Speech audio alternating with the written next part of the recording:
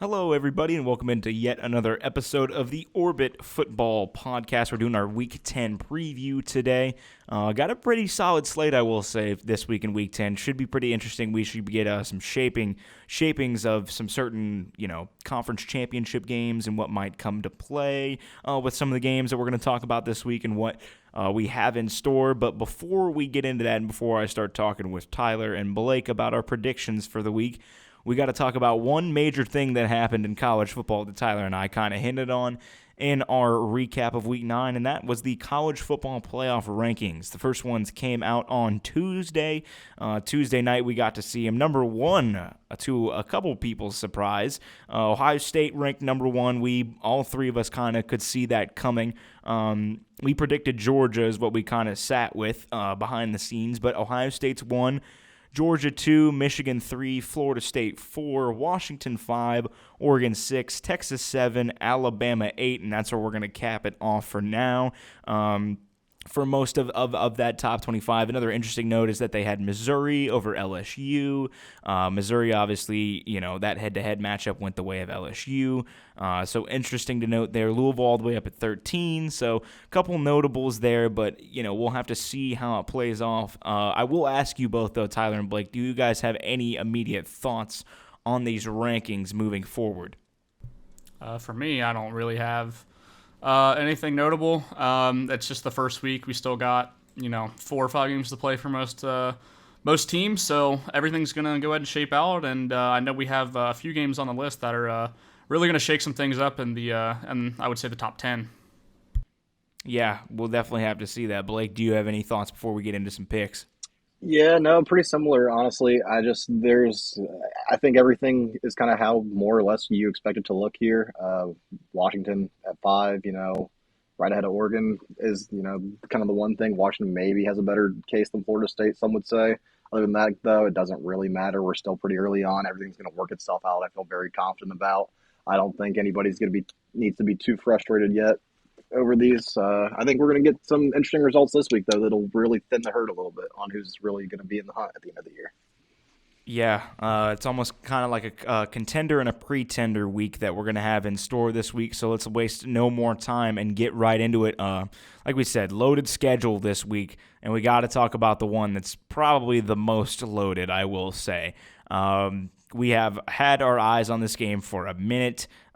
This game's going to be, we all think it's going to be pretty competitive. To a little bit of spoilers there, but Tigers, LSU traveling to Bryant-Denny to take on the Crimson Tide, 7:45 CBS kick. It's going to be a very, very interesting game, I will say. We're going to start with Blake today, and he's going to do the first picks. But Blake, you kind of have a little bit of fandom in this game, a little bit with your Tigers down there in Baton Rouge. Do we think that they can march into Bryant-Denny and pull off the victory? Well, it's going to be a good matchup. That's for sure here. I'm going to look at this. Yes, I'm an LSU fan. I'm going to look at this away from being an LSU fan, though. I'm quite the pessimistic fan usually. I think both of you can kind of know that. But I like to look at these games, as, an outsider, put a new, slap a non-LSU logo on the side of the helmet. How do I think a team would perform here? This matchup right off the bat favors Alabama, I should say, pretty heavily. LSU down just about anything you can think on the defense here. You're without, so far we know we're going to be without Makai Wingo on the defensive line, your leader on the defense, or leader on the defensive side of the football.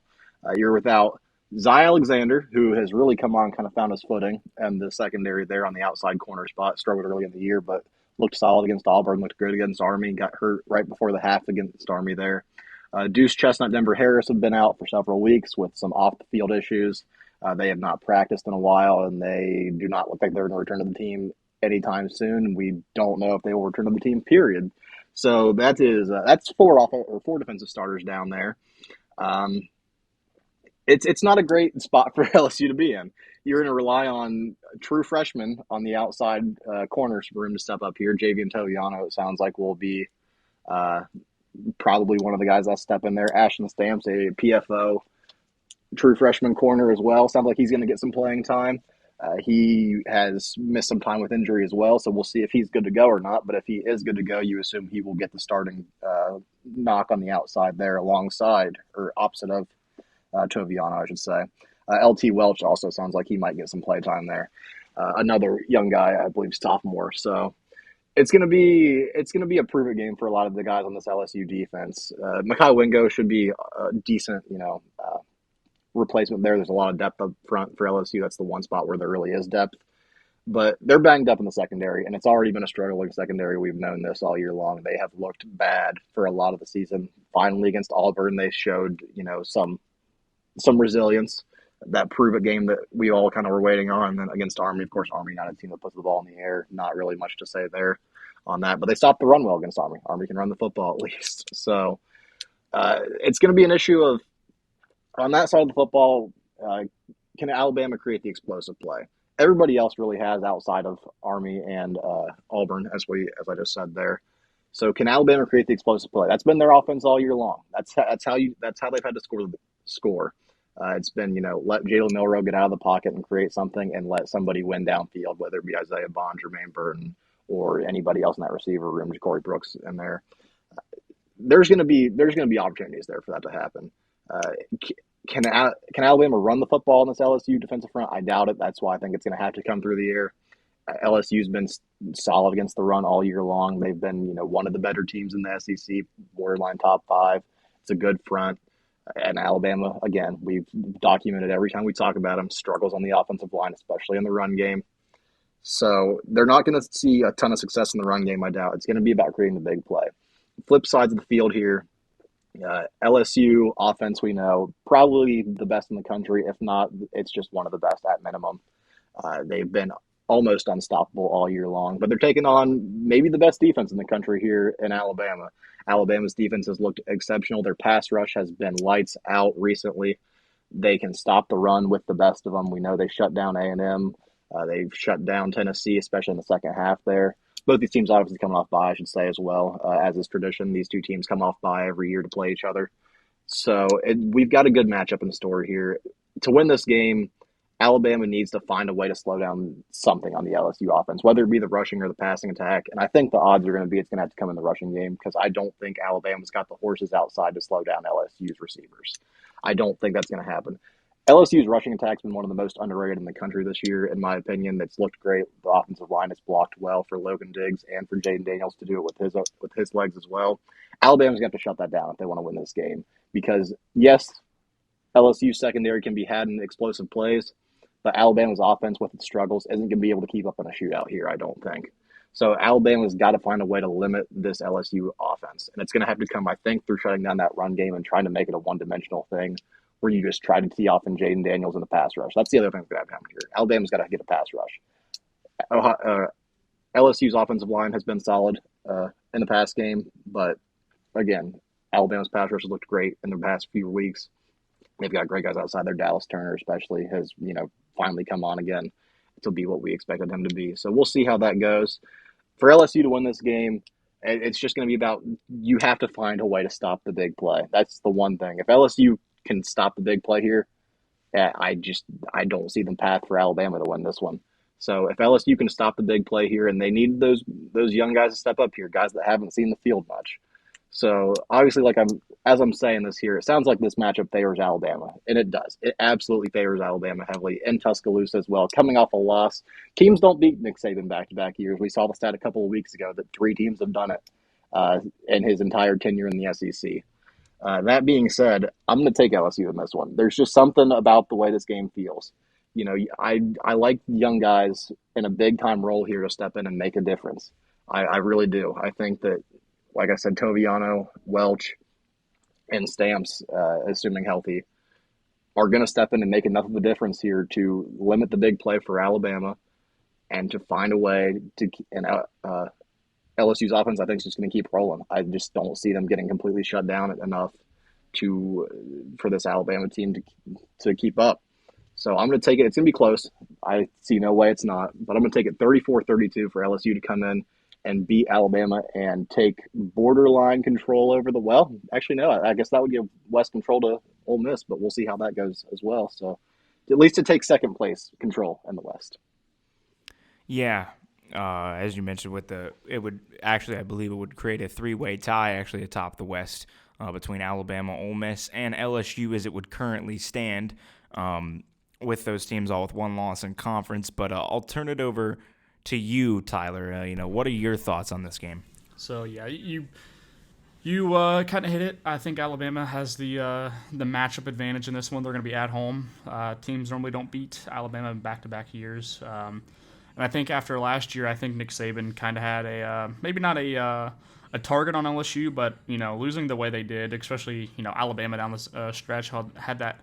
They had a good season going, and they were looking like they were going to be at least in the SEC championship game, and that didn't happen. I think Alabama last year had a pretty underwhelming year for their standards, and I think that right now, it looked like it was going to start off worse, but they have really hit stride. I think they've been getting better and better over the weeks, and I think they've been beating some good teams recently.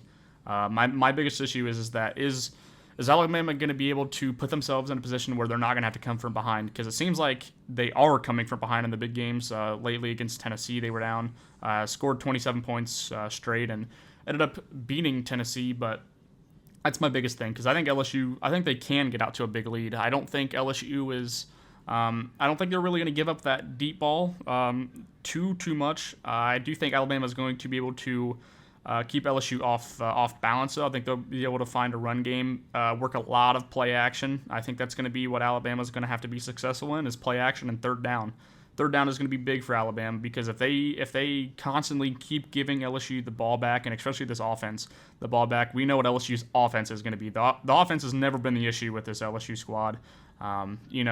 It's my biggest thing is Alabama going to be able to convert those third downs and be able to keep LSU's defense on the field, which is just going to make them a little bit more tired. And as the fans get into it, it's hard to play in Bryant-Denny, especially at a night game. And LSU knows that this is going to be, this ain't unfamiliar territory for either of these programs. I don't know how many night games these teams have had on CBS prime time. They're both going to be up to the challenge. And I think I'm going to go ahead and agree with you, Blake, on the fact that Alabama has the matchup.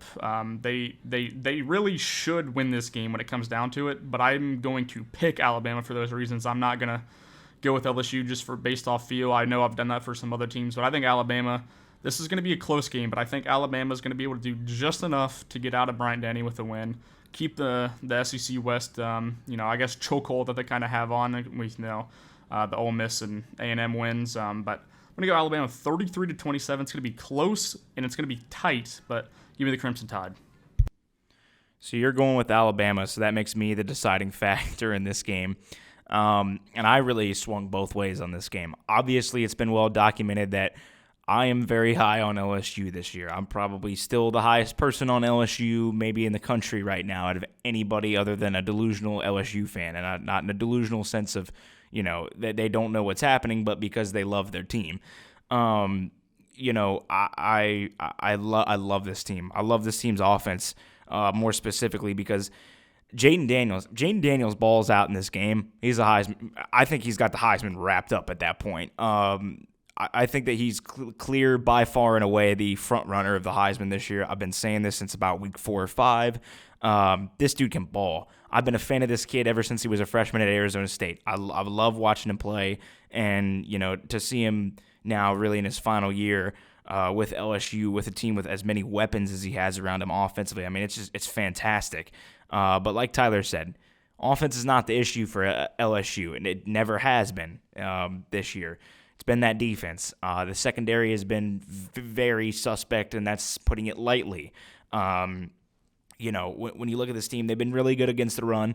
Alabama's a team that has, they've tried to work the run game. They tried to work the run game, and it hasn't really worked this year. Really, the only run game that they get is Milroe scrambling out of the pocket. It's those big plays. And what does LSU give up? Those big plays. So like you both have said, this matchup favors Alabama by a lot. By the way, that these teams are built. But there's one thing that makes me a little questionable about this game, and it's ball security. And that's for both sides, honestly, for ball security, because we saw earlier in the season, obviously LSU is a different team now than that week 1 matchup against Florida State. But I think about that game. LSU would have had that game in wraps if they had just been able to punch it into the end zone just a couple times instead of those really, first half struggles inside the red zone. That's been their issue. And they did that against Florida State. Now, like I said, week 1, but when you're now seasoned, you're going against a better defense, and Alabama, as Blake said, one of the best in the country, specifically up front. I would say I think Alabama's secondary still has something that is to be seen this year. It's my opinion on it, but I think LSU is going to have their talent on the outside. They are. Malik Neighbors is going to have a big game. Brian Thomas Jr. is going to have a big game. Mason Taylor. Like this team is built on offense to compete with Bama.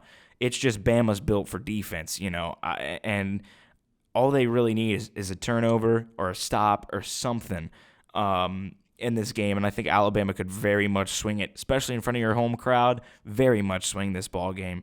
But, let's say LSU doesn't have those struggles where they're able to get in the end zone, and they've done what teams have done against Alabama in the past couple of weeks, and that's get a halftime lead. If you give LSU the lead that Tennessee had in Bryant-Denny, say a 21-7 lead, 27 lead, something like that, a 2-score lead, I think LSU wins this game, personally, because I think LSU, unlike the teams that Alabama has faced, when you look at the Ole Miss and you look at the Texas A&M and you look at the Tennessees, where they've come back and they've won that game, I think that LSU, if they're up at that point, they got the firepower on offense as long as they don't crumble.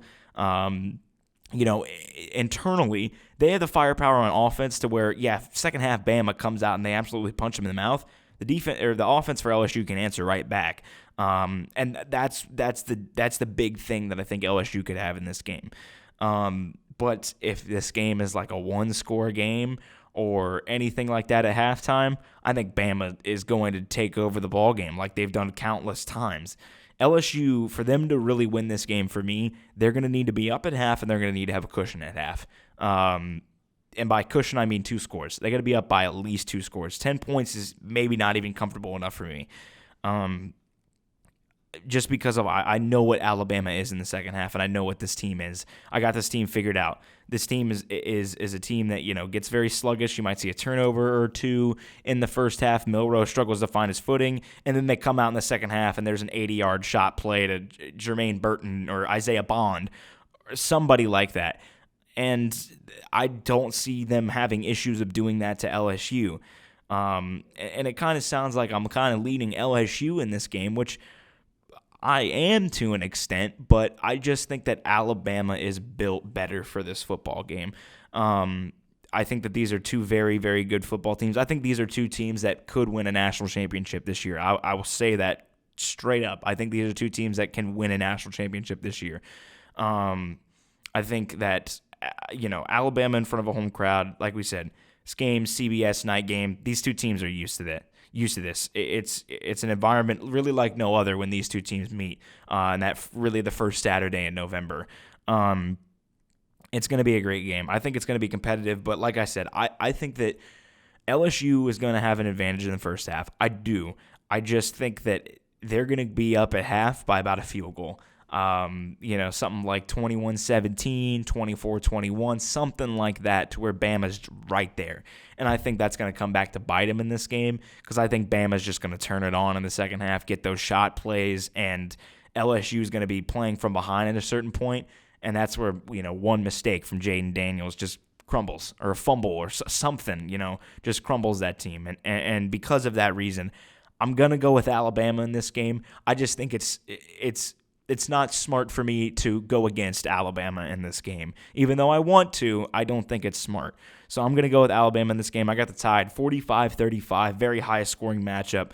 Different game, I think it'll play out than the Alabama games that we've seen this year, but basically the same style with more offense and more scoring. That's what I've got for this one. Let's go to another CBS game. This one in the SEC East, another top 15 ranked matchup. This one by the lines is not supposed to be as close. By the rankings, it's supposed to be a little closer. But we've got Missouri traveling to Georgia this weekend. Georgia, big favorites, over 2-score favorites in this ball game, or 2-score favorites, excuse me, in this ball game. Missouri, Luther Burden's been one of the best wide receivers in the country, but Georgia just came off of a really big win against Florida. They looked very dominant in that win. I'll ask you first, Blake, do we think that Georgia can keep rolling this weekend? Well, they absolutely could. This Georgia team has finally hit their stride. I talked, I think it was going into the first show I did with you guys, about how I think everyone was just kind of waiting on Georgia to flip that switch that that we all thought they had. And I mean, I really felt confident about the fact that they would a little earlier than they ended up doing so. But a couple of weeks ago now, they really finally seem like they clicked it. And this Georgia team is finally rolling. They're without Brock Bowers, the best player that they have, one of the best in the country. And they almost looked better for it, because it's finally making them utilize other parts of that offense that they weren't before, because they just had Brock Bowers to bail them out of big situations. They have a lot of talent on that offense, especially out wide there. Ra Thomas and Dominic Lovett, both very talented receivers that should have been utilized more in the beginning of the season that just weren't getting targets because of that. But, now they're finally being worked in a little more. The running game it's still shaky at times, but it's been better than it was. So this Georgia team has finally really flipped the switches, and then of course the defense as well. Officially is looking lights out again, as you would expect from a Georgia team at this point in the season. So, but you flip to the other side here and you look at Missouri. Missouri, really good team I was high on coming into the year. I knew they would be a contender for one of these high spots in the SEC East. I think I picked them I think it was third going into the end of the season, and now it looks like second's very much on the table here. Them in Tennessee, and of course Georgia if they can win this game. So they're a great team. Brady Cooks looked good. Of course, you have the best receiver in the country there, in my opinion, in Luther Burden. They've run the ball well enough, good at times, but well enough at others just to keep going. So it's a good matchup we've got here. Of course, this game last year when it was in Columbia, we went down to the wire. Mizzou actually led all of that game effectively and lost it in the final several minutes there. So you wonder, is Georgia going to be maybe up for this game more than they would have been beforehand? I don't think anybody was going to accuse Georgia of not being ready for this game in general, but do they want to make a statement out of this one, knowing what happened last year, that was almost their first loss, and what at the time would have been, I guess, 8 months or 10 months or so, and now, of course, they've gone on several, a year, well over a year without dropping a game. So it could be. They could look to make a statement here. The question is, can they? I don't know if they can make that huge statement win here. I think this game's going to be a little closer than that. Mizzou throws the football well, but unfortunately for them, Georgia defends the pass well. They defend it really well, actually. And on the other side here, Mizzou does not defend the pass as well as they really might need to here, because Georgia can throw the football. Like I said, they've got real good receivers out wide, even without Brock Bowers now. Carson Beck has looked great this year. He has really come into his own as a quarterback. I questioned, not to say I questioned. I wasn't sure that he was the best quarterback they had in that room before the season started. I'm pretty convinced that he is now. He's looked great. They're going to throw the ball well on this Missouri team, even though they do have arguably the best corner in the SEC, if not the country, and Chris Abrams-Drain at Mizzou. They're going to find a way to throw the football here. They're going to find a way to run the ball well enough to win this, or to keep themselves pushing through this game. In Athens as well, it's just not the spot for Mizzou.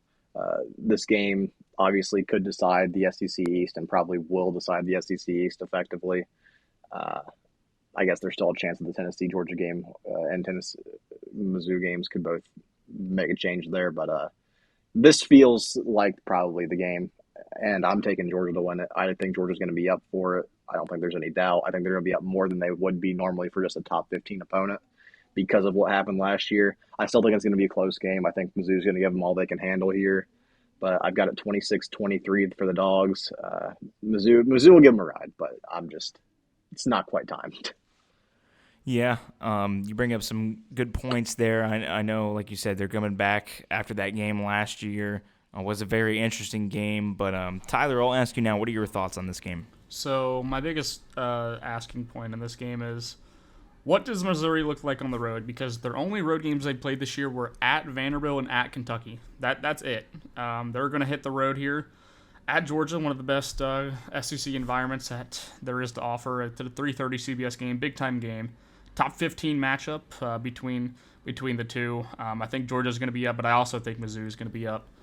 Missouri's defensive coordinator Blake Baker had a very, very good year last year. I think there's been a little bit to be left desired for this defensive unit, and I think that this is going to be the game where Blake Baker is going to have to make probably some of the best big boy decisions he's ever had to make. I think that this year, I think they know they have the talent. I think last year maybe they were still a little bit questionable with who they had of the talent because, I mean, really they kind of lost the games themselves last year, just being extremely conservative down the end. They really did not want to do anything that would have been aggressive or, in my opinion, game winning. So I think this is going to be the biggest test for Missouri football in a long, long time. Missouri football, they have been a program that has kind of been lingering for the last few years, but this year they're up, and I think Missouri's going to be here to play. I think Drinkowitz is going to have that team ready to go, and we obviously know Kirby's going to have everyone ready to go in that locker room. To them, they're probably the 125th best team in the nation in Kirby's mind, so this is going to be a fun game. I think it's going to be close, but I think that with last year, you give a good point. I think Georgia knows that they were in a place they should not have been last year, but I think that I think it goes both ways. I think Mizzou knows that they should have won that game. I think they're going to throw a lot of the same things at them. I think they're going to get a little bit more advanced, though. I think they are going to want to take some of those shots, that they didn't end up taking last year that could have put them away. And Brady Cook, I mean, he's going to have to be he's going to have to be turnover free. I think there's no path to victory with Missouri losing the turnover battle or even being even. I think they're going to have to be on point. I think they're going to have to be clean, not penalties. Like they're going to have to play a very, very sound game or they will not win this game. But I'm going to go with Missouri in this one. I think that how they play, I think they're very multiple. They're going to be able to keep Georgia on their heels. I think that they're a team that's going to have to offer everything at Georgia, and I think they can, and I think they have the talent, especially Luther Burden, one of the best receivers, if not the best receiver in the country.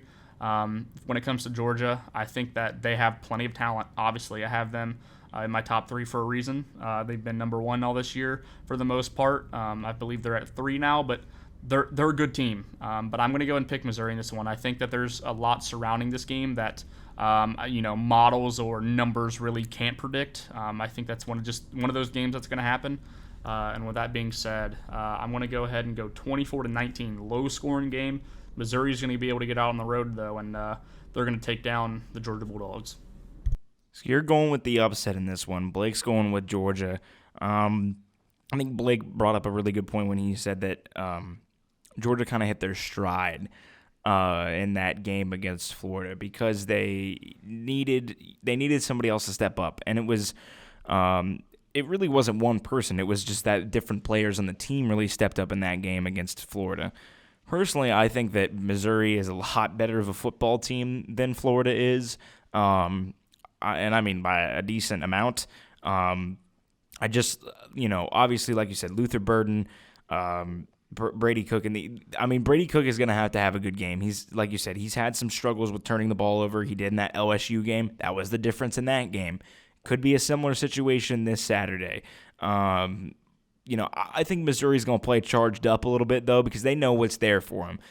They know that they got to win this game, and they're sitting in a very, very good position to go and win the SEC East. Obviously, they still have to take on Tennessee, but they got Tennessee at home and they got Florida at home, and they got to travel to Arkansas.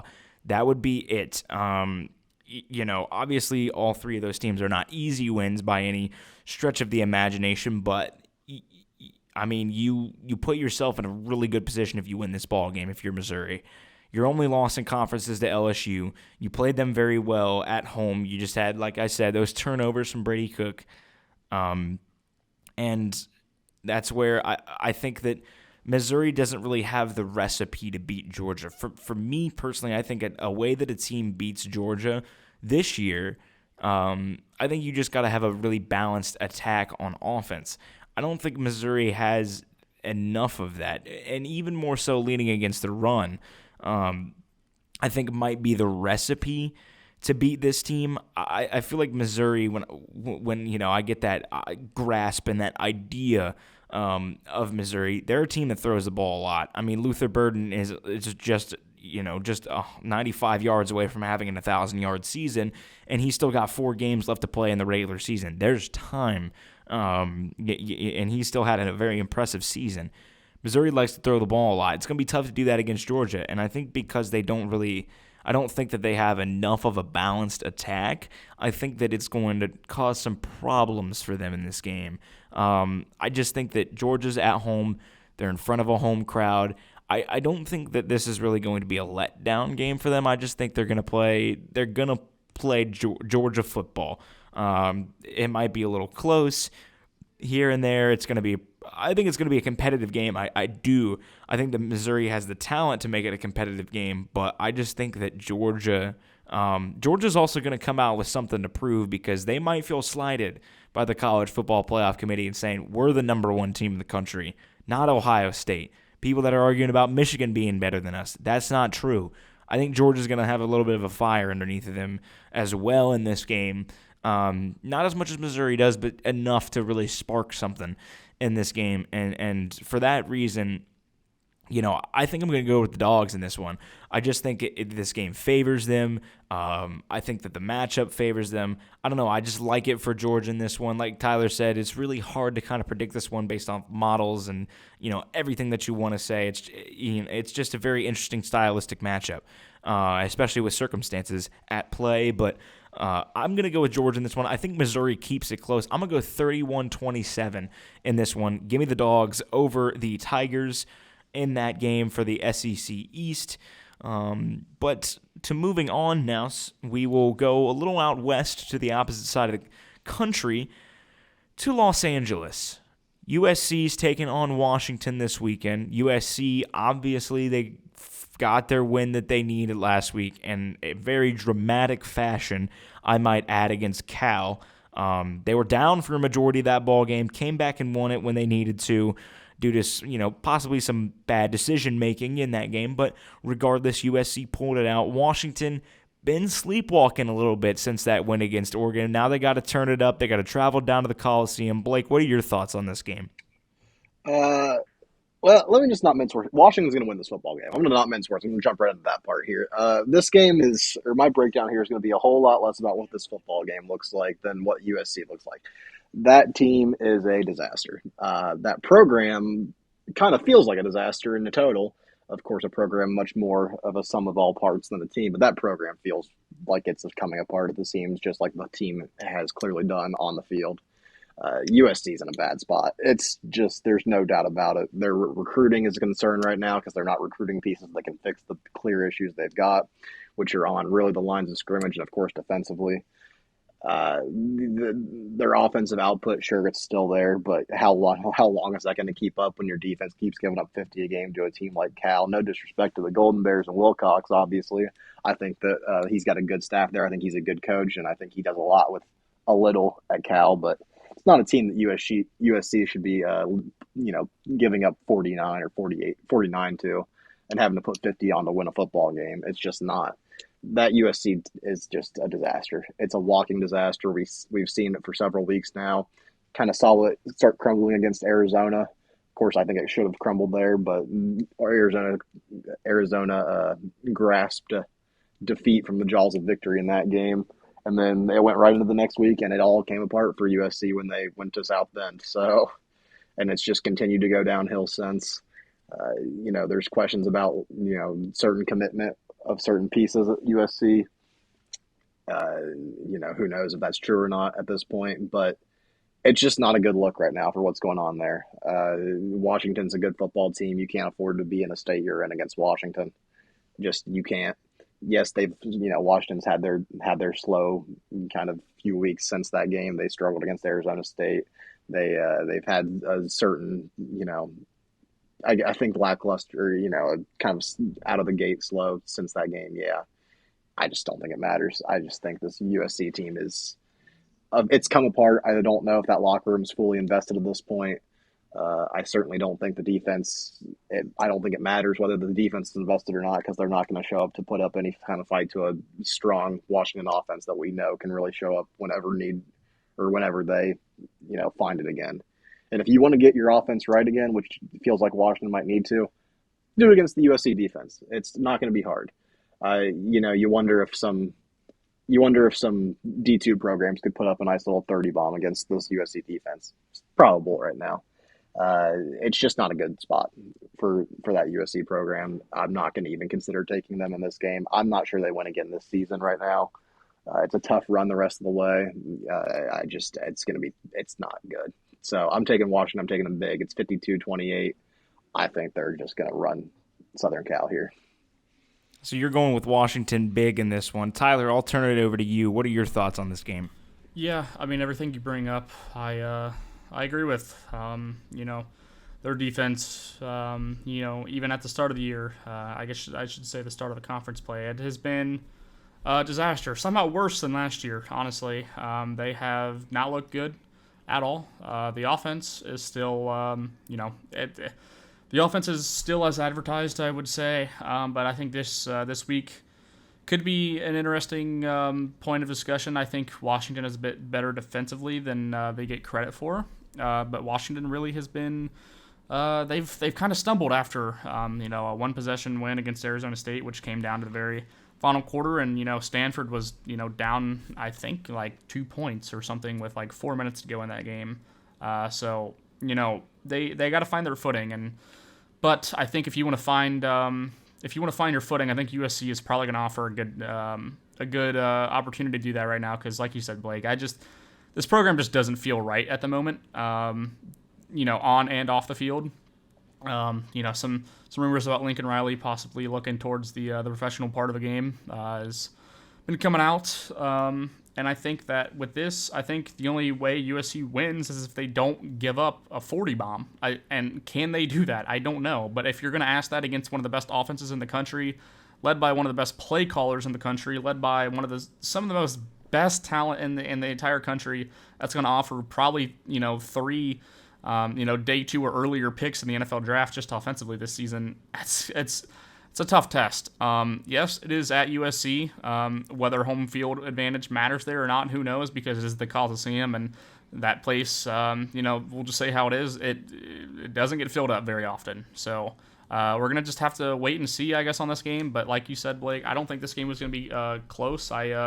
I do have it close on score, but I think it's going to be a one-sided game. I have 45-31 for Washington. I think they're going to easily handle USC here. I think it might be a little bit closer on score just based off a late score or something. But, give me the Huskies in this one. It's one of the easiest games I had to pick this week, and I'll turn it over to you, Cade.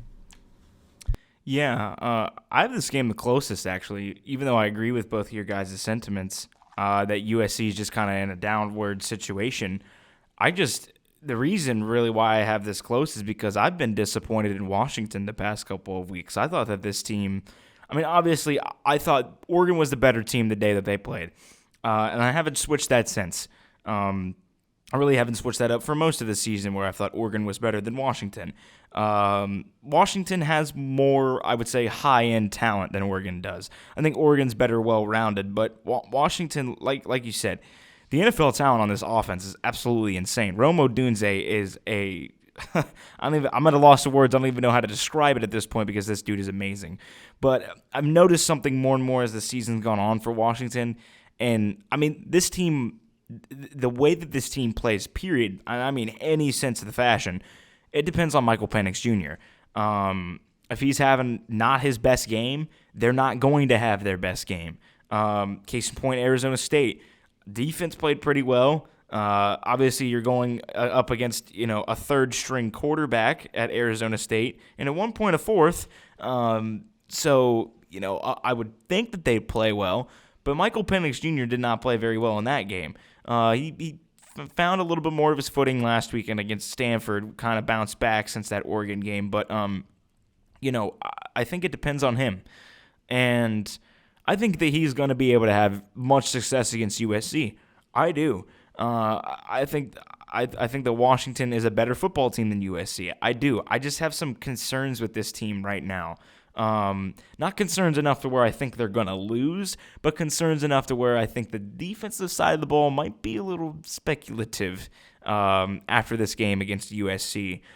The biggest thing that I would like to see USC do in this ballgame, run the football.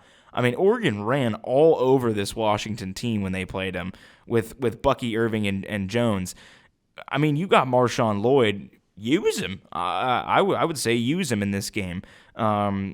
Obviously, they're probably going to, but we'll see how this one plays out. I think that it's just going to be a little bit tighter. I think that for the way that I have this score, it makes it seem like I have this being a back and forth and fair. I feel like Washington's just going to be up by about a touchdown, 10 points for a majority in this game, and USC is just going to try to claw back. And I think their talent will show in this game, too, with the offense with Caleb Williams and Zachariah Branch and company. I think it's going to show, but I don't think it's going to be enough to beat Washington. I think that they get like a late touchdown and they try to kick an onside kick and it just doesn't go their way. Something like that. I mean, like I said, the score shows that I got this game close.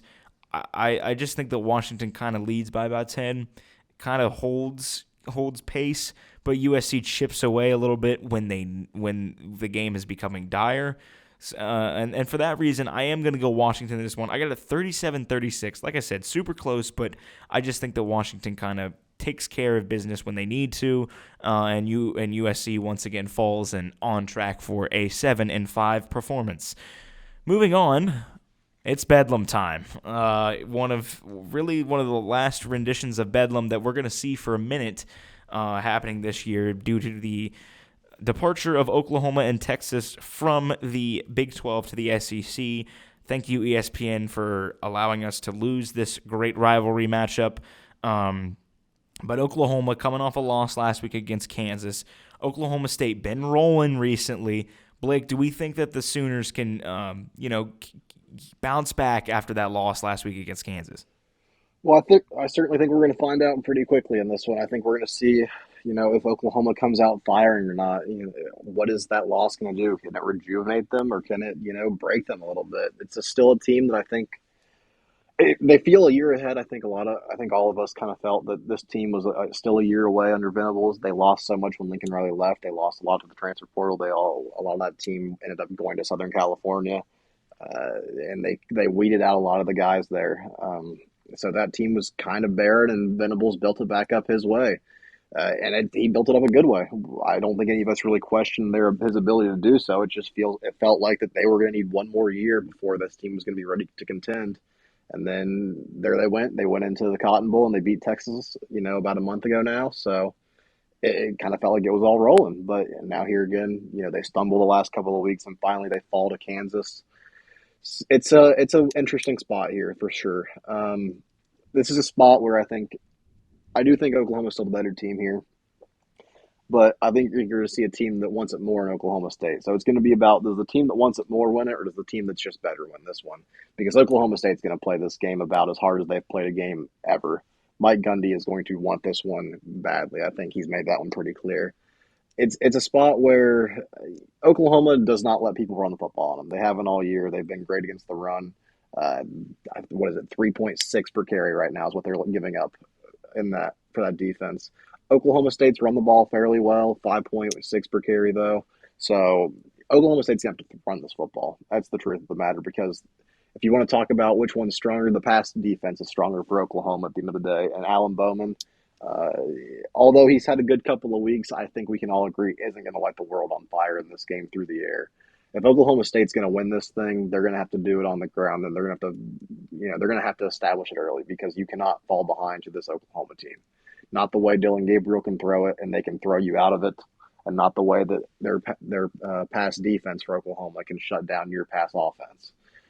It's a fun spot. It's going to be a good game. I expect a really good game. I expect a fired up game. I think you're going to see these two sides play with some passion and play with a little bit of aggression, to say the word.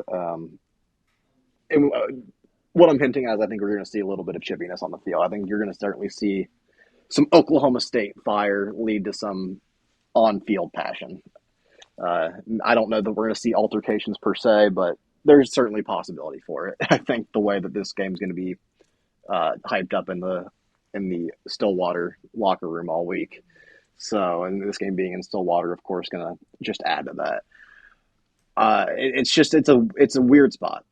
I don't know how Oklahoma's going to bounce back after that loss. I think they should. I think they can. I think they're going to bounce back to a degree where they're going to certainly keep this game real close. I think they're going to look better than they have the last couple of weeks. But the problem is, I think this Oklahoma State team is better than the team that they've stumbled to the past couple of weeks. I certainly think they're better than Central Florida, and I think they're a better team than Kansas is. So, and it's still being back on the road again, it's a tough spot for Oklahoma to be in. They're worn down, after that loss and after a tough game against Central Florida. It's a back and forth thing. This one took me a while to pick. This was actually, I think, the final game I came to a conclusion on when I was making these picks, because it was just tough. It's a really tough one, but at the end of the day, I think it's going to be with that situation where the one that wants it more is going to get it, even though that Oklahoma team. Don't get me wrong, Oklahoma wants this. Do not get me wrong whatsoever. They got a lot riding on this game, playoff hopes, title hopes, technically speaking, and obviously even a spot in the Big 12 title game on the line with this could potentially be a second conference loss. That being said, though, there's just something about this Oklahoma State team. They keep making it work, and Mike Gundy has always got this team ready for Bedlam. Being the last one, I think it's going to just he's going to have them really ready to go here. I think they're going to find a way to run the football. Sorry there. I think they're going to find a way to run the football in Oklahoma. It's going to be tough, but I think they're going to figure it out. And maybe they can find a way to get after this Oklahoma pass defense. They need to have at least some success through the air, at least a little bit. They just don't have to. I don't think they have to win it through the air. They have to win it on the ground more than likely. They just need to compliment themselves through the air. Oklahoma's going to have to find their way to run the football if they're going to win it. But because they can't just rely only on the passing attack here, even though Oklahoma State has struggled against the pass. They're still going to have to find a way to get this ball on the ground a little bit. But I just don't know. I'm taking Oklahoma State here, 38-37. I think it's going to be a close game. I think it's going to come down to the last possession for sure. Maybe to the last play. This game gives me a little bit of shades of LSU Alabama last year. Actually, maybe a 2-point conversion, something like that. I don't know. It's the feel I get from it. So I'm going to take the Pokes here to win this one close. So you're going with the Cowboys in this one. Tyler, I'll turn it over to you now. Do you think Oklahoma bounces back after that loss last weekend?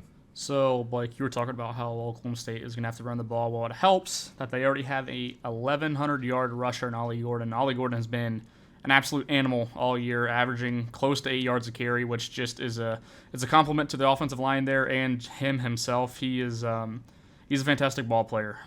So Ollie Gordon, is he going to be able to do keep doing what he's doing? Because if he is, I don't know how many teams in the country are going to be able to beat this team, because to run at almost 8 yards a carry is ridiculous, and that's on the season, folks. That's wild. But this game is going to be interesting. I think that both teams are going to want it. It's the last one that's going to happen in a long time, which is sad to say. And this game has always been one of the best games of the season, if not the best game of the year.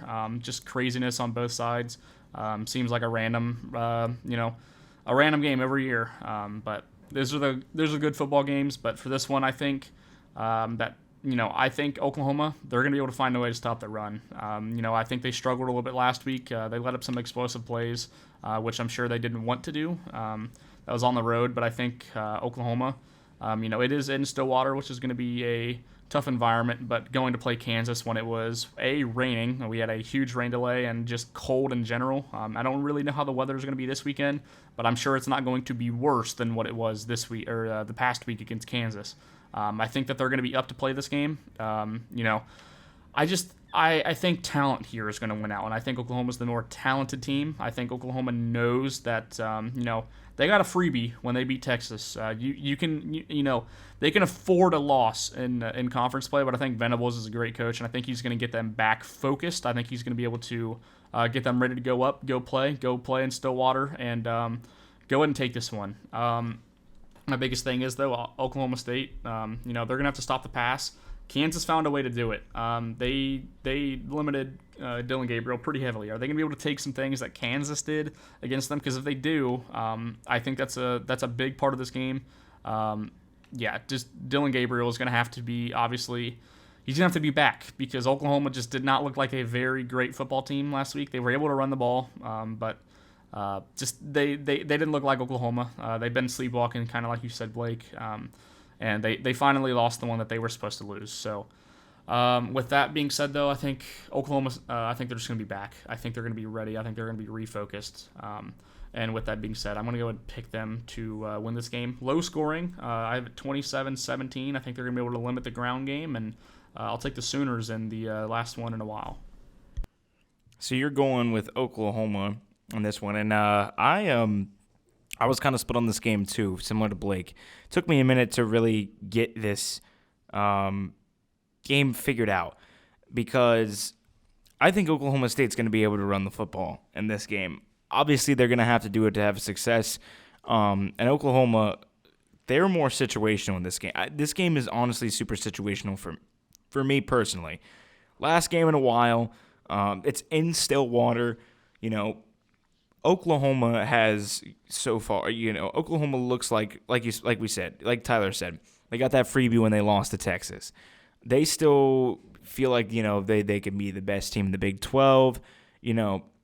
I think they're a good team. I think Oklahoma's very good, but they are very similar to Washington, where their success depends on their quarterback, and specifically their left-handed quarterback. That's Dylan Gabriel. Dylan Gabriel did not play well at all last weekend, and it came back to bite them. Obviously, they were down for a majority of that game against Kansas, and Kansas just took advantage of being ahead for a majority of the game, and they won. And I think Oklahoma's even in a worse position than last weekend in this game.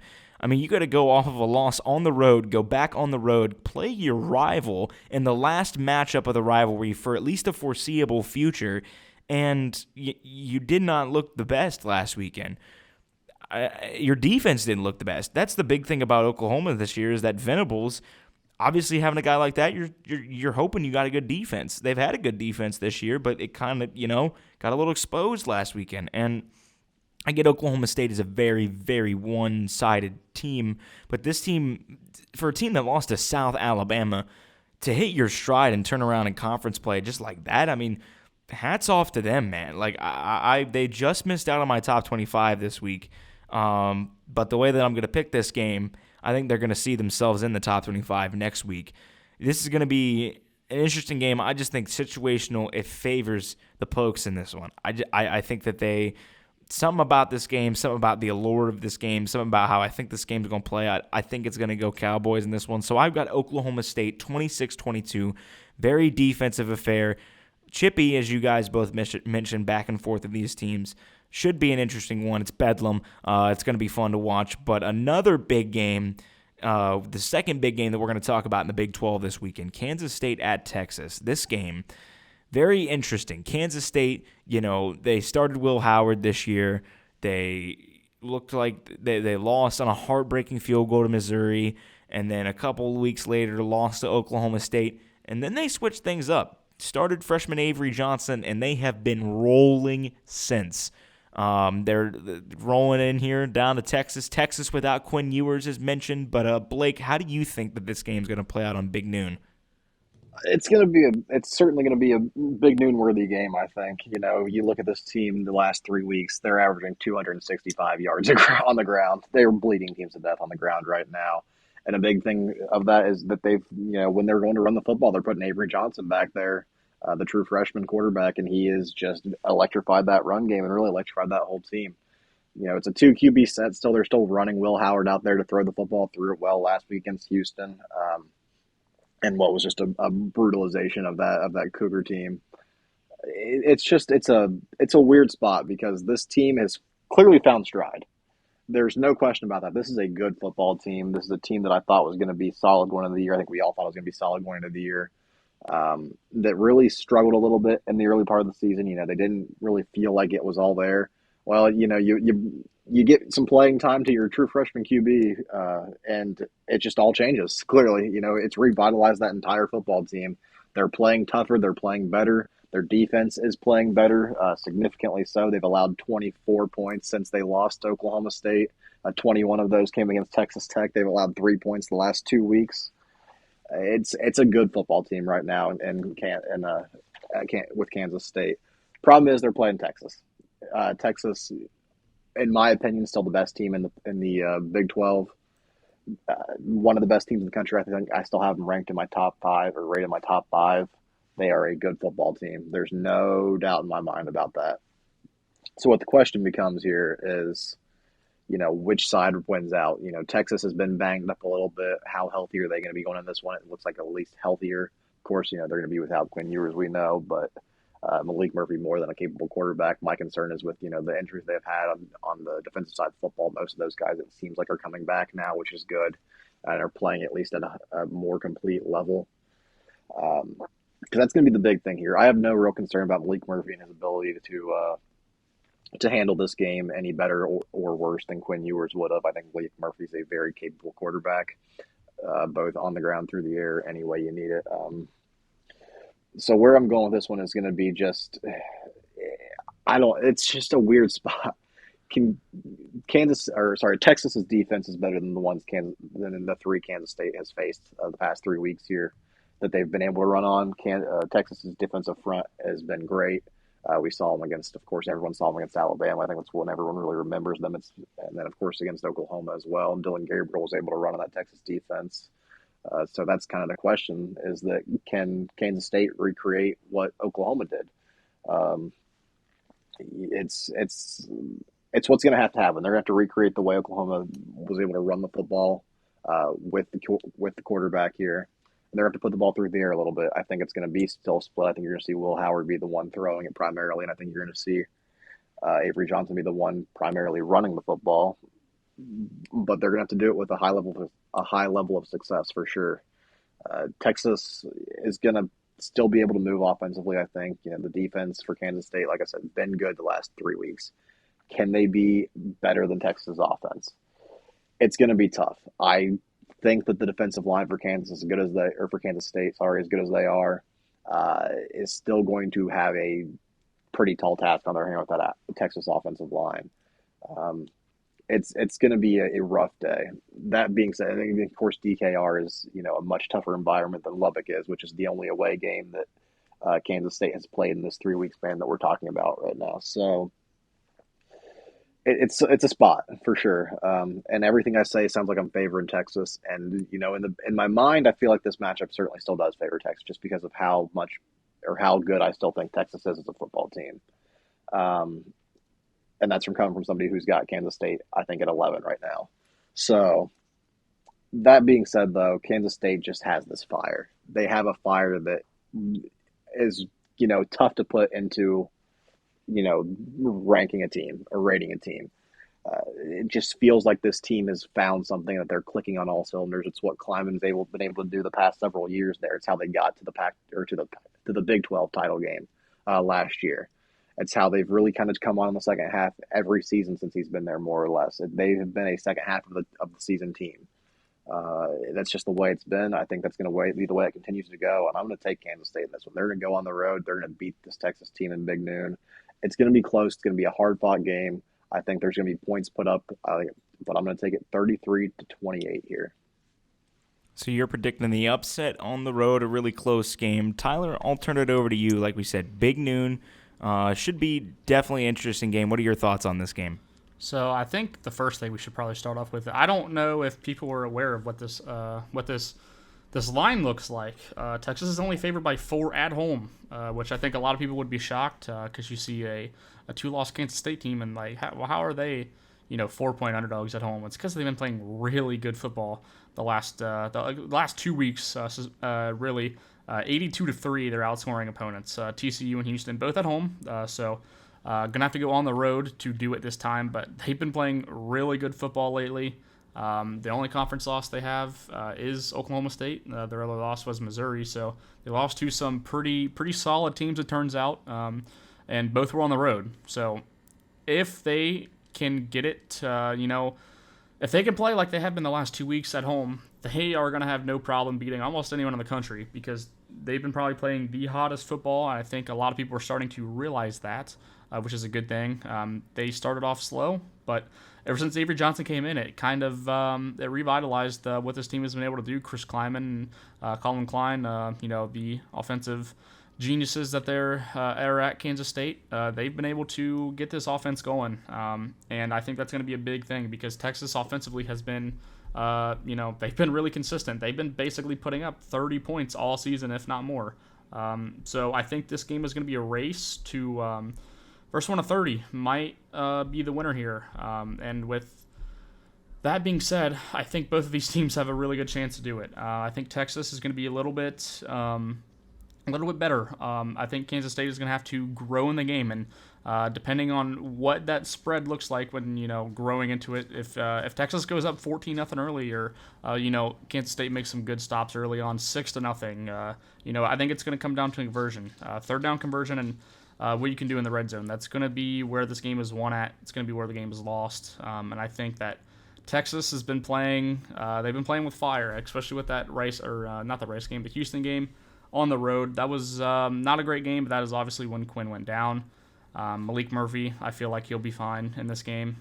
He was fine last week, and I think Texas is going to go a little bit different. I think they're going to rely on the run game. I think they're going to be able to run Kansas State. They're going to be able to run away from Kansas State. I do only have it as a 5-point game, but I think Texas is going to be a little bit better than Kansas State. I think Kansas State is they're going to run into a little bit of difference from the last few weeks just based off talent, and I think they're going to be able to feel it, and I think Texas is going to get an early lead, and they'll be able to coast their way the rest of the way. 28-23 is what I have it. I think this game will be interesting to watch because I think this game could end up either way. I think Kansas State could blow them out. I think they can win close, and I think the vice versa for Texas, and I'm going to go Texas close in this one.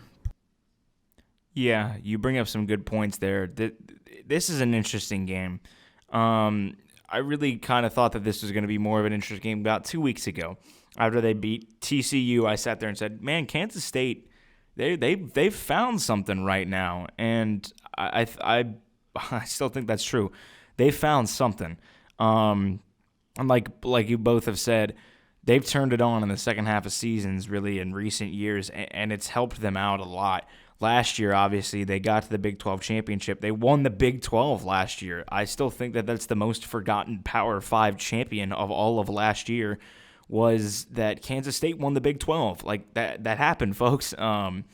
And I think that this team now has a chance to really find themselves.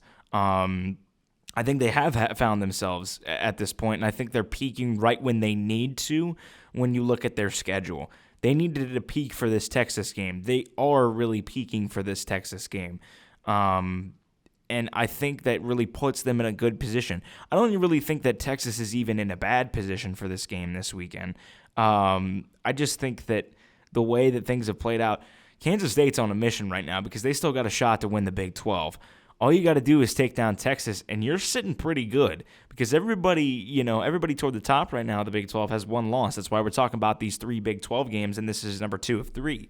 Obviously the winner of Bedlam is going to put themselves in a very good position, and the winner of this game is going to put themselves in a very good position moving forward.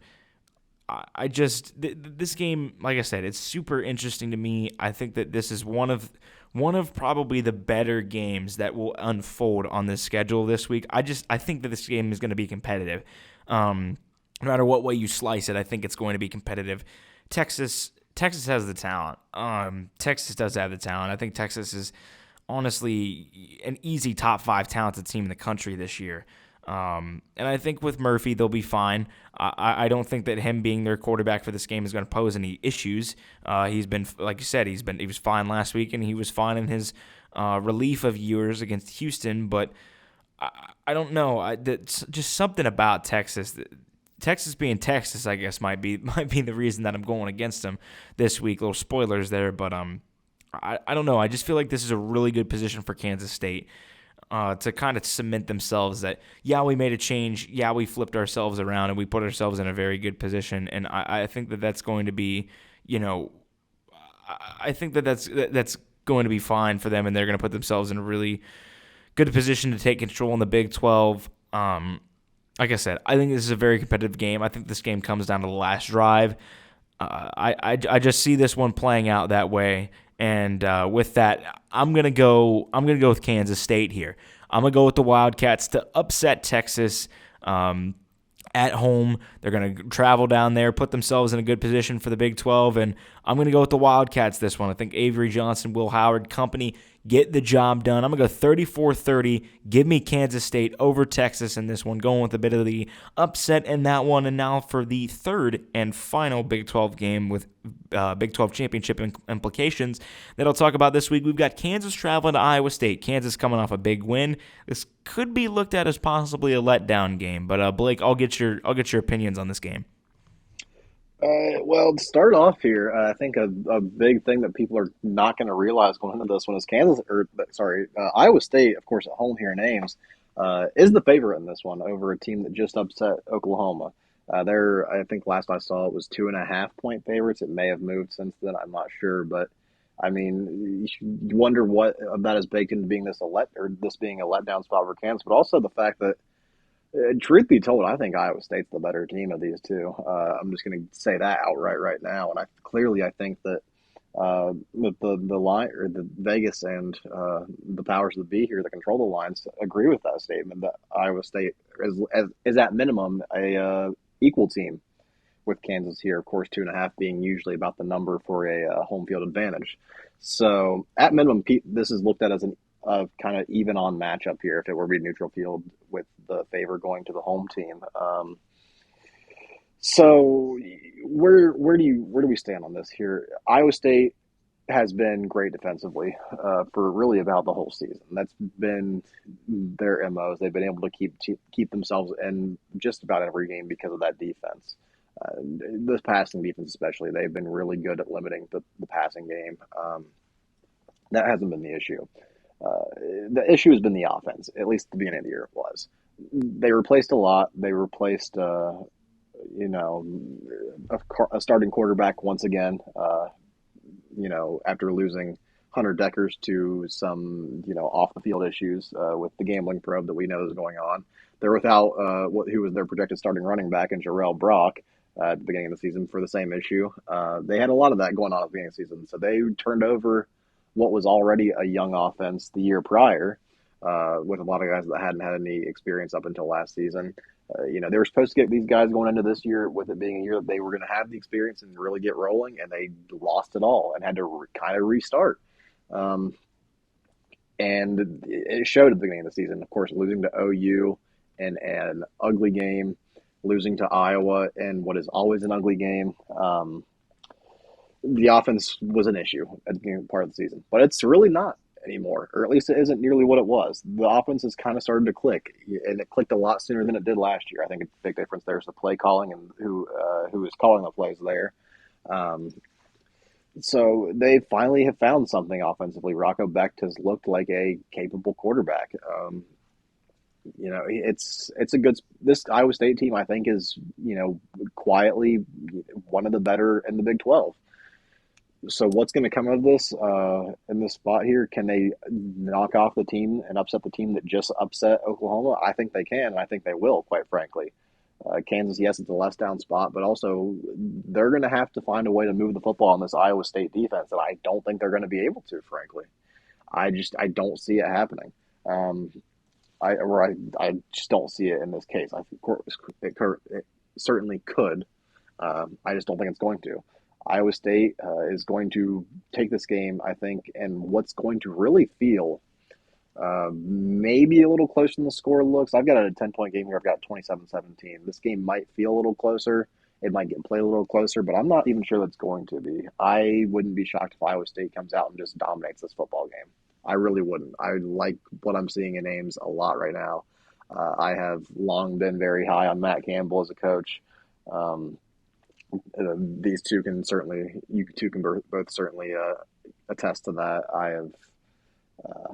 very high on what he's done there with that program, which, for a long time was looked at as just maybe the worst job in all of Power Five football.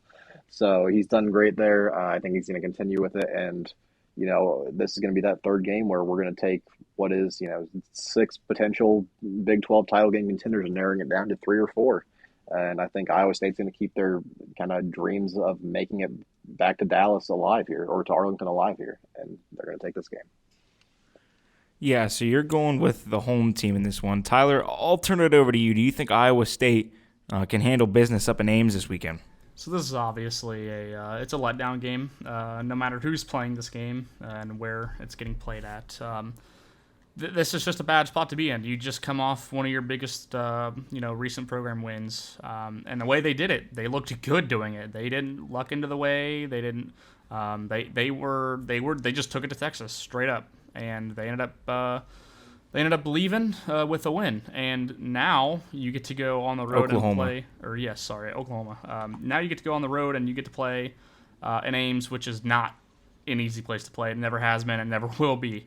Under Matt Campbell, but it just has not been an easy place to play, and I think Matt Campbell. I think this defense is going to be. I think they're going to be ready to play. I think that limiting Kansas offensively is the way to win, because I don't think their defense is great. I think it's okay, but I think it is. I think there's room there to improve there for Kansas. I think the offense is really their dynamic part of the team.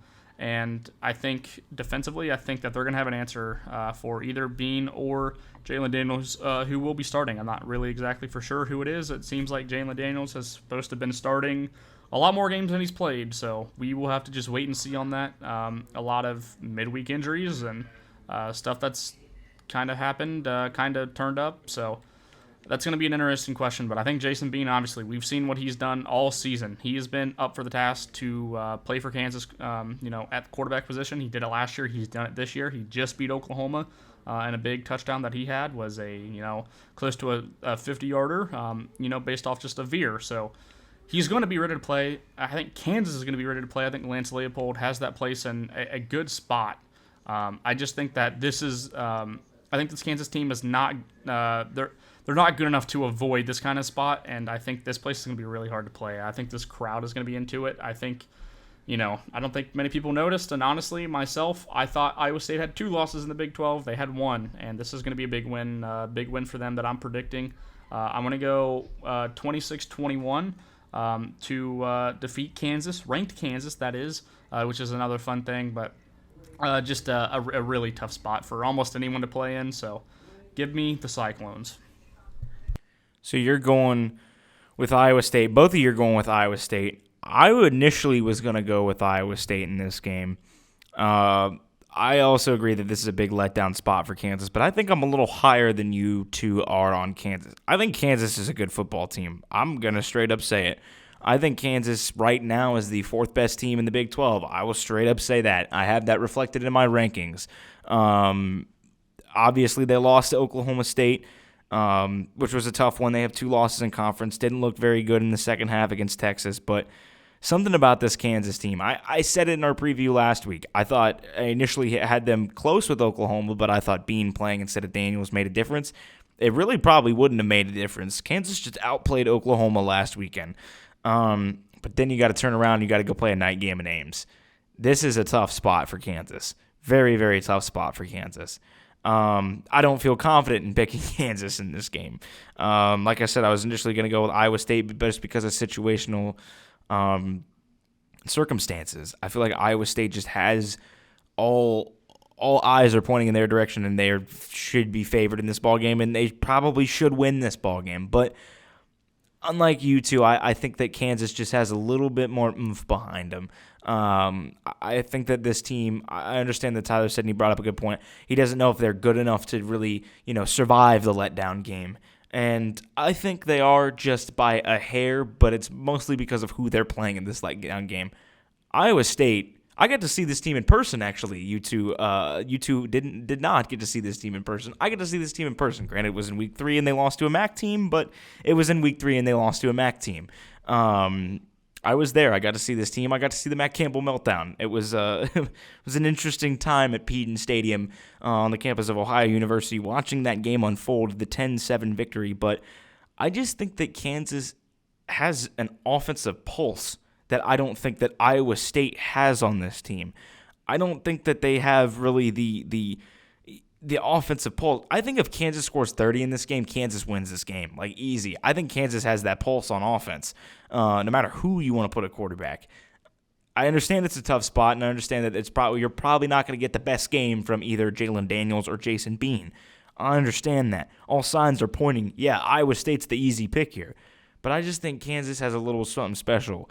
I think Iowa State right now, they're not in a – I don't think that this team like I said, I don't think this team has the offense where if Kansas goes out and scores even more than like 25 points, I don't know if Iowa State can pull it off.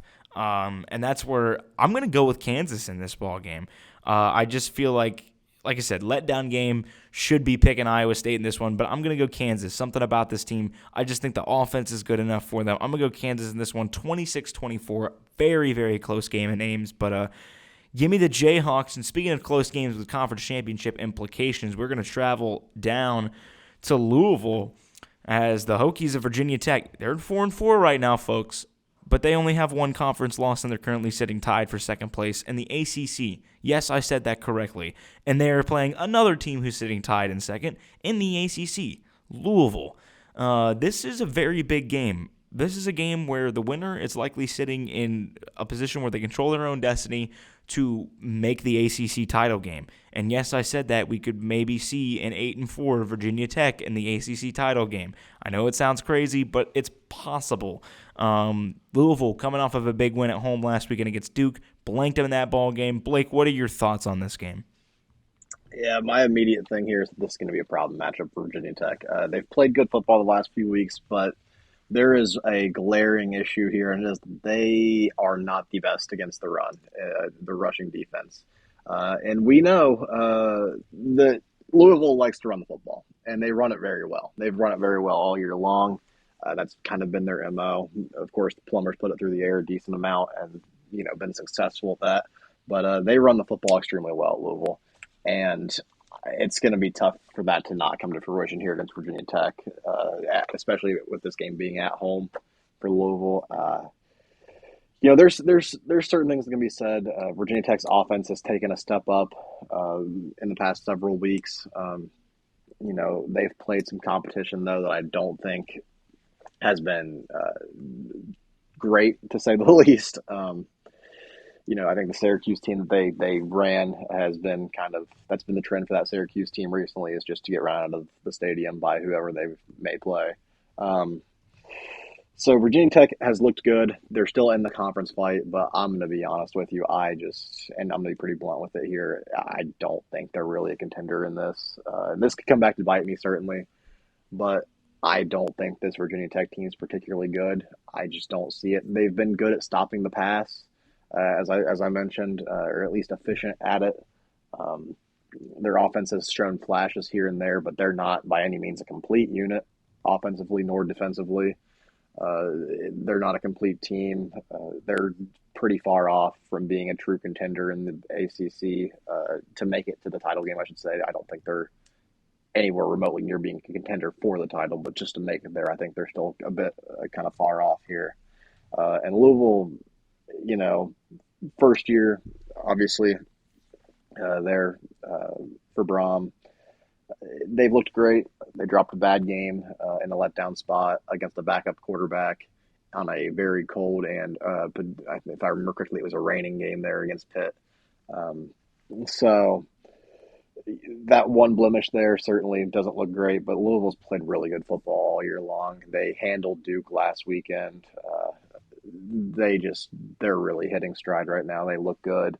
And I really don't think they're going to have much issue with Virginia Tech. I think the game's going to look kind of close. I think they're going to keep this game fairly low scoring, just as the nature of it, because I think it's going to be a pretty heavy run game for Louisville. I think they're going to control this game on the ground. I think they're going to have the football for a lot of this game.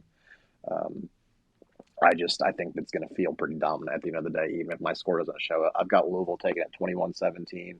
and really giving themselves, fully putting in it's their destiny at that point, or it's control your own destiny to make the ACC title game at that point if you're Louisville. So win this one, and you just got to win out, and I think they're going to at least win this one, and so we'll see how it goes from there.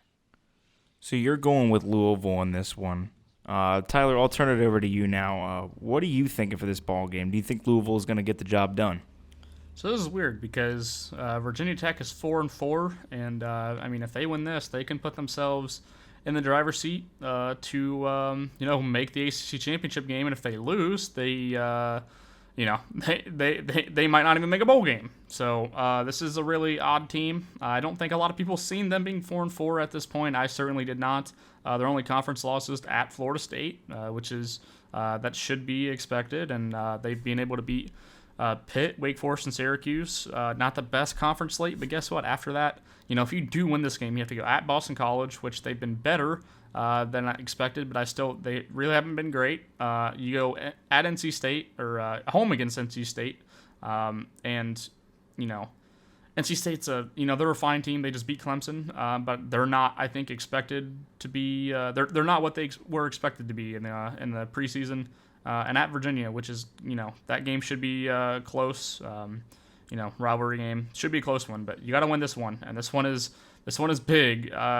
It feels a lot bigger than what it should be because I think I agree with Blake. I think this game is going to be one-sided.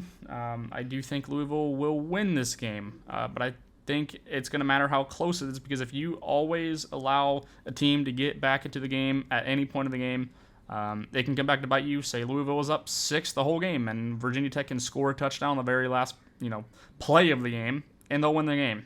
So I think the biggest part of this is Louisville going to be able to extend that lead, be able to break away from Virginia Tech. I don't think they're going to have any issues offensively, or I should say defensively. I think Virginia Tech's offense is. It's not going to be enough, but defensively, I think this game is going to be. It's going to be where this game is won. I think a turnover or two could really control this game. And when it comes down to it, at the end of the day, I think Louisville has more talent. I think they have the better coaching staff, and they're at home. So I'm always going to pick that combination to win. I'm going to go ahead and pick Louisville here in pretty low-scoring game, 25-17. I shouldn't say low-scoring, but I think Louisville. I think they're going to go up a few, and I think they're going to let Virginia Tech kind of reel back in the fourth quarter. But I don't think this game is going to be particularly close. I do have Virginia Tech, I guess, covering. But yeah, I don't think it's going to be a close game. I just think Louisville is going to take care of business, and I think they're going to go home and get a win. Well, boys, I hate to spoil the party, but I have a completely different outlook on this game. This was going to be, before we really had our slate, I didn't think we were going to pick this game this week, but I was informed that we were. This was going to be my upset of the week. I had Virginia Tech over Louisville as my upset of the week. I initially didn't feel, I kind of looked at it, I said, it could be a letdown game for Louisville. I think this is a letdown game position for Louisville, personally. I think they're in a position where just came off a big win against Duke. I understand they're back home, but you still got to play another game for a conference meaning. And unlike, you two, I don't think Louisville is all that. Louisville was ranked 13th in the college football playoff standings, and I audibly laughed when I saw that come out. I get they beat Notre Dame. I get they beat Duke. But if this team plays Florida State in the ACC championship game, I think Florida State is running this team out of the stadium, period. Running this team out of the stadium. They're giving them a pillow. They're saying good night, have fun, goodbye, go enjoy your Jack Harlow and travel back to Louisville. That's how I think about this game. I don't think Virginia Tech is the best team in the world either. I think really the ACC is not the best conference, period. I think it's clearly clear as day to me the worst Power 5 conference this year when you look at talent, like it has been the past couple of years. where you really have that one team that's pretty solid, that can make the playoff, that's kind of a contender in there with Florida State this year, and then you've got a bunch of teams that are like 8-4 and making a championship appearance in your title game. Come on, guys, somebody's got to step up. Tyler and I thought it was going to be North Carolina, and then they fell off a complete cliff, and now they need help at this point. And this is a big game. Didn't think this was going to be a big game. Didn't even realize that it was a big game until Tyler had told me that, by the way, both these teams are tied for second in the ACC standings. And then I realized that Virginia Tech only had one conference loss, which kind of made me laugh a little bit. But as I said, this was going to be my upset of the week. So I'm going to stick with it. I'm going to stick with that. It's still going to be a pick that I'm going to make. I'm going to go Va Tech in this game. Don't feel very confident in it, but I don't feel very confident in Louisville, so I'm just kind of throwing a little caution to the wind with this pick. I'm going to go 31-21 Virginia Tech. Give me the Hokies in this one. Didn't think I was going to be picking this game. Kind of find it a bit funny that I am picking this game, picking it the way I am, but sometimes that's how the cookie crumbles, and we'll stick with an ACC team that has completely lost. They're also 4-4, but unlike Virginia Tech, they aren't exactly in the conference title conversation. That is Clemson. They're back at home this week. They're coming off of two very interesting losses the past 2 weeks for them. The Miami game, backup quarterback had to go on the road. First time that I'll say this, first win, ACC home win for Mario Cristobal in the era for the Hurricanes. And then they go on the road last week and they lost to NC State. Dabo Swinney and Tyler from Spartanburg are having a feud. Dabo Swinney has been in and out of the news cycle this year with how he operates his football team. But Notre Dame, Clemson, Blake, I'll ask you first. What are your thoughts on this game? Oh boy, that's my thoughts on at least Clemson right now. Is just boy, things are happening down there, and it's a fun spot for people on the outside. If you're a Clemson fan, probably not quite as fun. You're probably pulling your hair out in clumps daily at this point, if I had to guess. Things just not pretty there by any means. Dabo cracking some questionable jokes after a loss to Miami and, yelling at a fan on the radio last week, of course, there, and Tyler from Spartanburg, as you mentioned. Of course, as well, mentioning that he has never failed at anything in life with a 4-4 record there. I don't know if we can say that for sure, but I don't know. Things don't feel great right now with this Clemson team by any means. They're really kind of showing what I thought they would this year. They kept themselves above water and kept floating a little bit there at the beginning of the season. They kept it close with Florida State. They won some stuff, or they won some games, but it's just kind of all becoming what at least I expected. They're losing the line of scrimmage pretty badly, or at least, in Clemson standards, pretty badly defensively. They're finally just the lack of talent there is becoming clear. The lack of talent on the outsides offensively is becoming clear. They don't have anything for Cade Klubnik to really throw to at this point, or anyone for Cade Klubnik to throw to. Will Shipley is, a fine running back, but not nearly enough to really kind of take that offense over by himself there. Things just aren't good for Clemson. They're not. And it's not a good matchup by any means here with Notre Dame. Notre Dame is a physical team. Notre Dame's going to run the football well on just about anybody, and they're going to especially do it against Clemson. They're not going to be able to stop the Notre Dame rushing attack. Maybe it's not as bad of a matchup as I thought, the USC Notre Dame matchup was weeks ago now, but it's still not a good one. Just to put it out there right now, I'm just going to say Notre Dame's going to win this football game. I think they're going to win it big. It's just going to be the question of, does Clemson show life in this game? Do they look like they still want to be playing football for that team and for that coaching staff? Or are we going to talk about another team potentially coming off the rails here? It's really hard to say. I think that you're going to at least see some inspired efforts, but I don't know that we're going to see a full cohesive effort here from Clemson.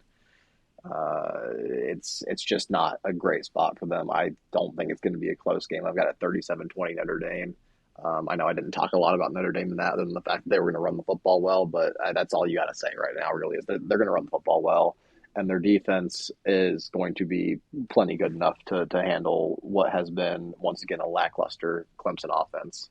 The questions about Dabo maybe having taken play calling duties over are arising here.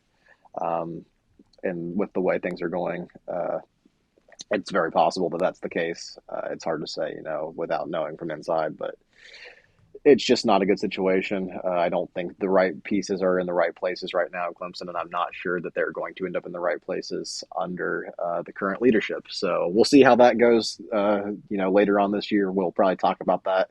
At the conclusion of the regular season, I'm sure that'll be mentioned, but until then, we're going to focus on this one. I'm just going to say Notre Dame's going to win this one big, 17-point gap here, 37-20 for the Irish. So you're going Notre Dame pretty handily in this one. Tyler, alternative to you might have a bit differing opinion on this game. Yes, and no, I'm not from Spartanburg. I'm actually probably the happiest fan named Tyler rooting for Clemson football because they just won me $40 last week. So thank you, Dabo. I love you. Stay in business. But to get back to it, this is a Duke football team, or Duke. This is a Clemson football team that has lost to Duke, Florida State, Miami, and NC State last week, and only one of those have been a home game, and the home game was Florida State, where they arguably looked better than Florida State. They just still lost the game. I think they got probably out talented in that game, which is weird to say about a Clemson football team, but against Miami, NC State, and Duke, both on the road, or all on the road, I should say, and just uninspiring efforts. Specifically, the Miami game. That game was very winnable, considering they were up. I believe it was like 17-3 or something at some point in the game. It wasn't really a close game until like the 8-minute mark hit the fourth quarter, and then Miami just turned it on. Clemson did not have an answer. But with this, I think that we're going to get a bit of a different result. We're going to go back to home. It's going to be a big-time game. It's going to be on ABC. Notre Dame is without Mitchell Evans for the rest of the year. Torn ACL. That has been a majority of their passing offense.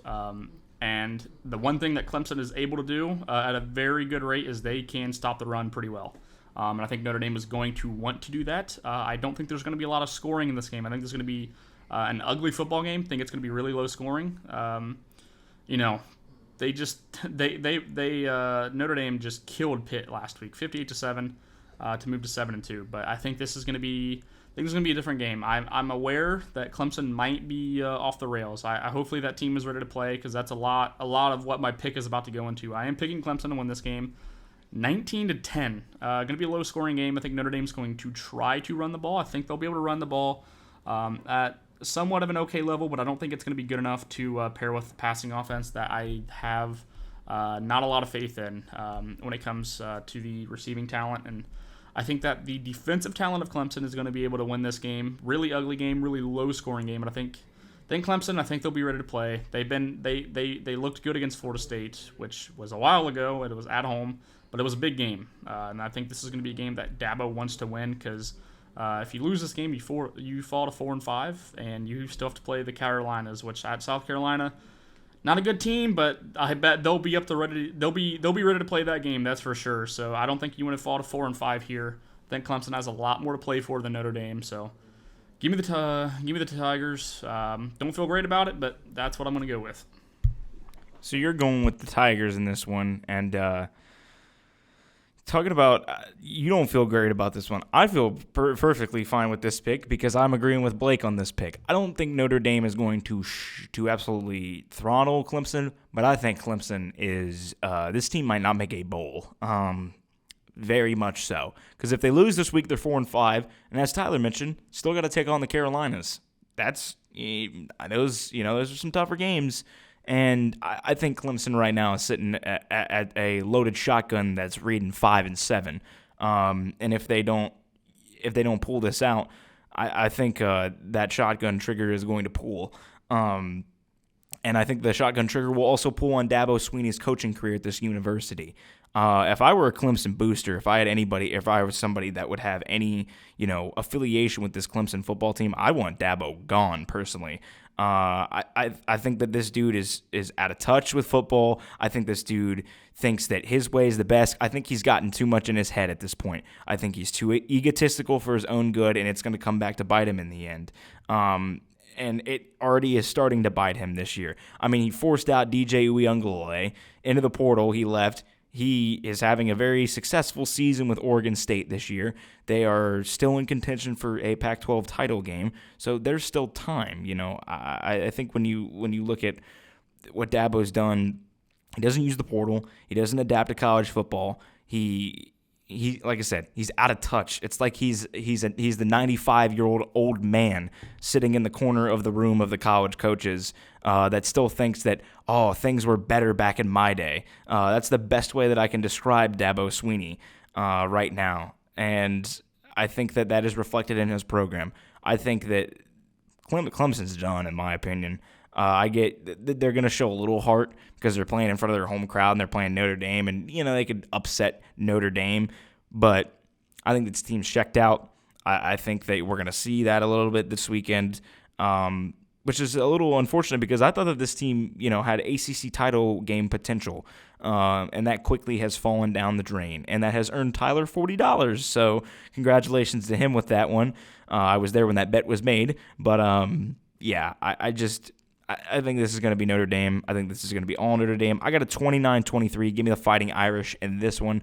I think they're just going to defeat Clemson with some decent ease in this ball game. I just think that it's a situational thing. It's also, who do I think is better at football? I think Notre Dame is better at football, so I'm going with them to beat Clemson, but that'll wrap up our picks for the week. Now it's time for our upset picks of the week. All three of us were pretty darn close last week, I will say. We all had some pretty good upset picks of the week. None of them actually hit, but we were pretty dang close. But I'll go with Blake. Blake, I'll ask you first. What is your upset pick of the week?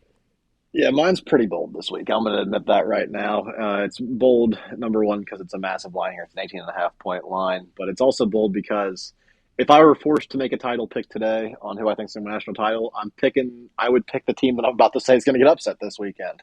And I think it can still happen with an upset here. I'm taking Rutgers over Ohio State, who at this point in the year is my national title favorite. But it's a wacky year in college football, and I think we're going to see some wackiness this weekend. So, give me the Scarlet Knights. So you're going with Rutgers to upset number one Ohio State this weekend. Bit of a, like you said, going with the stretch there. But Tyler, what are you going with for upset this week? So mine's definitely not as bold, but mine would hurt me just as much. I'm going to go with BYU plus 10 at WVU. I think WVU is playing good football, and I don't think, BYU just got shellacked last week. So I think that is kind of the tipping point in that line being so wide. I think they have a pretty good passing offense there with Slovis and co. So I'm going to go with BYU to take down West Virginia and Morgantown. So you're going with that as your upset of the week, and I have already announced my upset of the week. I'm sticking with what I initially had. Vatech taking them over Louisville, 9.5 dogs. I'm still sticking with it. Give me the Hokies. That's my upset pick of the week, and that will wrap up this episode of the Orbit Football Podcast. Make sure to follow us on all of our socials where we keep you up to date, as well as some of our picks of the week and what our standings are week after week. But for Blake, for Tyler, this is Cade signing off, and you've been listening to the Orbit Football Podcast.